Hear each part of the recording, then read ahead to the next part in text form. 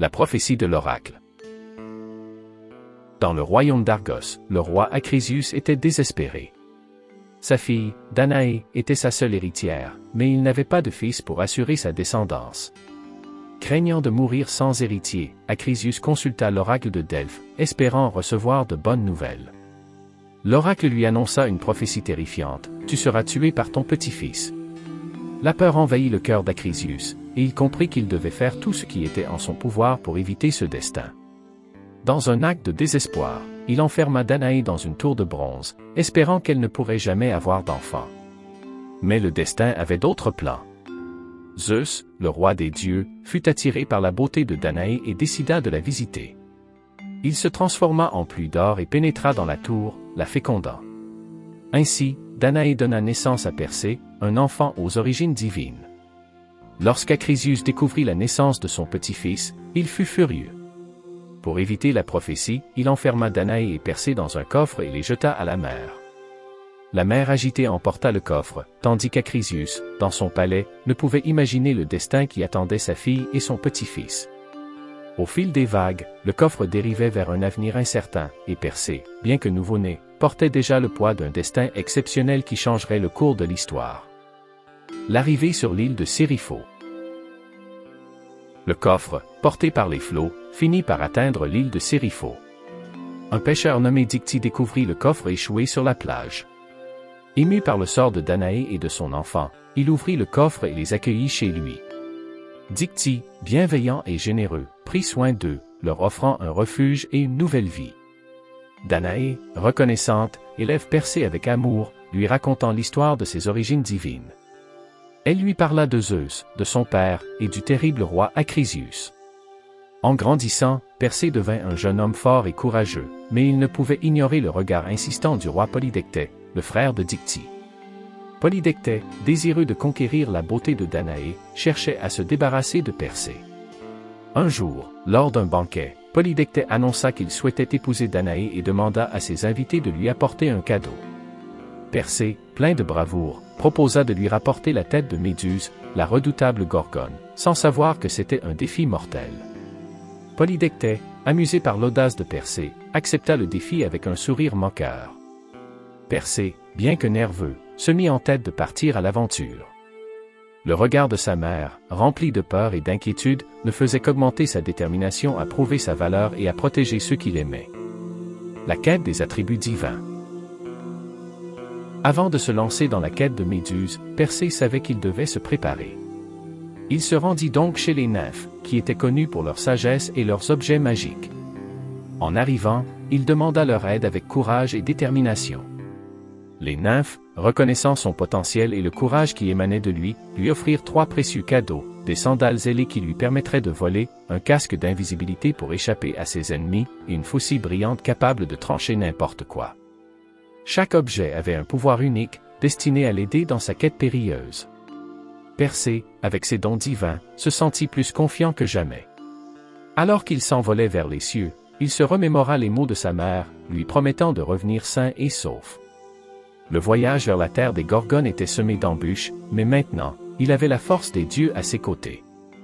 En chemin, il rencontra des créatures mythologiques, telles que des harpies et des sphinx, mais il ne laissa pas la peur le submerger.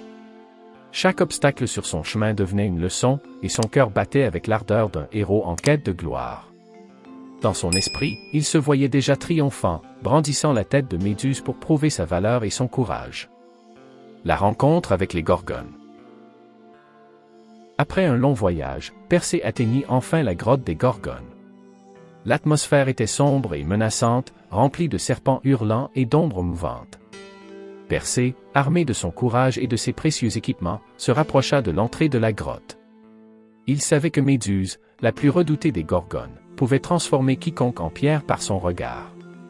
Avec son casque d'invisibilité, il entra dans la grotte sans être détecté, son cœur battant à tout rompre.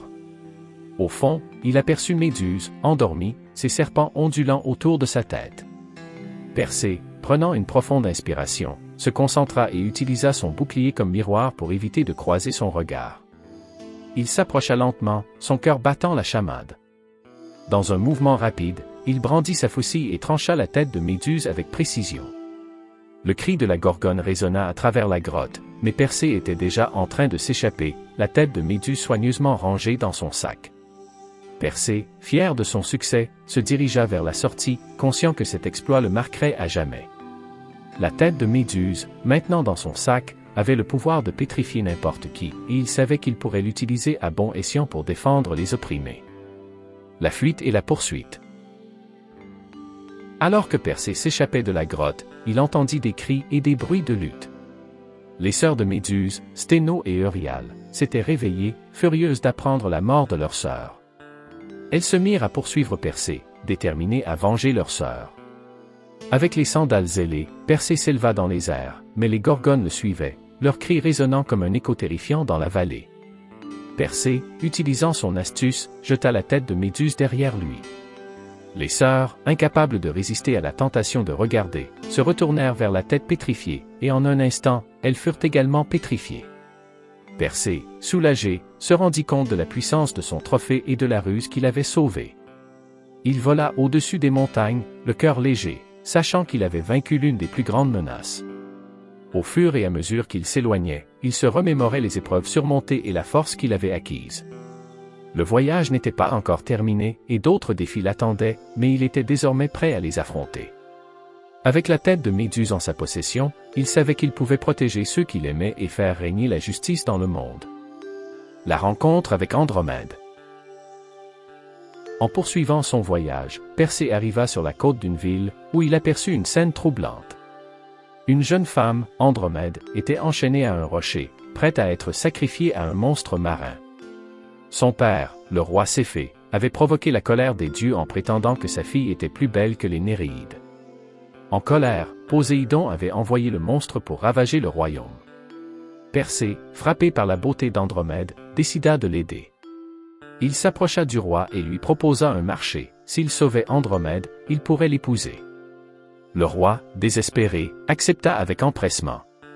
Persée, armé de la tête de Méduse, se mit en quête du monstre. Lorsque celui-ci apparut, colossal et terrifiant, il utilisa la tête pour pétrifier la créature, mettant ainsi un terme à la menace qui pesait sur le royaume. Les habitants, reconnaissants, acclamèrent Persée comme un héros. En libérant Andromède, il avait non seulement sauvé une vie, mais avait également gagné son cœur. Les deux jeunes gens se regardèrent avec admiration et gratitude, conscients qu'ils avaient tous deux échappé à un destin tragique. La promesse d'un avenir radieux brillait dans leurs yeux, et ils savaient que leur chemin était désormais lié. Le retour dans le royaume d'Argos. Après avoir épousé Andromède avec des célébrations grandioses, Persée retourna à Argos avec sa nouvelle épouse. Cependant, son retour ne fut pas sans complications. Acrisius, le roi, ayant entendu parler des exploits de son petit-fils, était terrifié. Il avait toujours craint la prophétie qui disait qu'il serait tué par Persée. Dans un acte de désespoir, il s'enfuit à Larissa pour échapper à son destin. Persée, ignorant la peur de son grand-père, se rendit à Argos pour revendiquer son héritage. À son arrivée, il fut accueilli par des habitants admiratifs qui le considéraient comme un héros. Cependant, Persée était préoccupé par la prophétie et savait qu'il devait affronter Acrisius. Lors d'un concours d'athlétisme, le destin frappa. En lançant un disque, il atteignit accidentellement Acrisius, le tuant sur le coup. La prophétie s'était réalisée, et Persée, bien qu'attristé, comprit que son destin était désormais scellé. Le poids de ses actes l'accompagnait, mais il savait que son chemin était celui du héros. Andromède, à ses côtés, le soutenait dans cette épreuve, lui rappelant que chaque héros doit faire face à ses choix et à leurs conséquences. Ensemble, ils prenaient les rênes du royaume, déterminés à transformer leur douleur en force. Le poids de la gloire. Avec la mort d'Acrisius, Persée se retrouva roi d'Argos, mais le poids de la couronne pesait lourd sur ses épaules. Malgré les honneurs, il était hanté par la prophétie qu'il avait réalisée, et la gloire semblait amère. Andromède, voyant la tristesse de son mari, le soutint et l'encouragea à trouver un sens à son règne. Ensemble, ils construisirent un royaume prospère, mettant l'accent sur la justice et la paix. Persée se mit à aider les plus démunis, à défendre les opprimés et à restaurer la fierté de son peuple. Les exploits de Persée, bien que glorieux, ne le réconfortaient pas complètement. Il se remémorait souvent ses aventures, se demandant s'il aurait pu éviter le destin qu'il avait causé. Cependant, Andromède était toujours à ses côtés, lui rappelant que chaque héros porte des fardeaux, mais que la façon dont ils les portent définit leur véritable grandeur. Ensemble, ils s'efforcèrent de faire du royaume un lieu où la justice et l'amour régnaient, tout en honorant la mémoire d'Acrisius. Ils savaient que le chemin de la rédemption était semé d'embûches, mais leur amour et leur détermination les guidaient. Un héros au-delà de la mort. Au fil du temps, les histoires de Persée et d'Andromède devinrent légendaires. En tant que roi, Persée était adoré par son peuple, et des temples furent érigés en son honneur. Les artistes et les poètes racontaient ses aventures, immortalisant ses exploits pour les générations futures. Cependant, la gloire n'éclipsait pas la douleur de son passé. Persée savait que son destin était désormais lié à la mémoire des héros, et il devait s'assurer que ses actions soient un exemple de bravoure et de responsabilité. Un jour, il se rendit dans un sanctuaire pour prier et se recueillir en mémoire de ceux qu'il avait perdus. Dans sa prière, il demanda aux dieux de guider les futurs héros sur leur chemin. La lueur divine apparut, et il se sentit apaisé. Il comprit que chaque choix, chaque épreuve, faisait partie d'un voyage plus vaste, et que son héritage serait un phare pour ceux qui viendraient après lui. Les légendes de son courage inspirèrent d'autres à se lever contre l'injustice, et son nom devint synonyme d'héroïsme et de sacrifice. Persée savait que son histoire vivrait à travers les âges, guidant les cœurs courageux vers la lumière. L'héritage de Persée. Finalement, Persée, devenu un héros légendaire, réalisa que son véritable héritage résidait non seulement dans ses conquêtes, mais aussi dans les valeurs qu'il avait inculquées à son peuple. Ses enfants, instruits dans l'art de la bravoure et de la justice, continuèrent à porter son nom avec fierté. Andromède, à ses côtés, était non seulement sa compagne, mais aussi une reine sage, guidant le royaume avec compassion.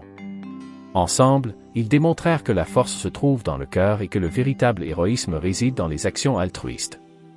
Leurs histoires, transmises de génération en génération, devinrent des mythes, inspirant des héros à travers les âges. Persée avait prouvé que l'amour, le courage et la détermination pouvaient surmonter n'importe quel obstacle. À travers les défis, il avait forgé son destin et laissé une empreinte indélébile sur l'histoire. Ainsi, le voyage de Persée ne prit jamais fin, car son héritage continuait de vivre dans le cœur des hommes et des femmes, inspirant ceux qui osent rêver et se battre pour la justice.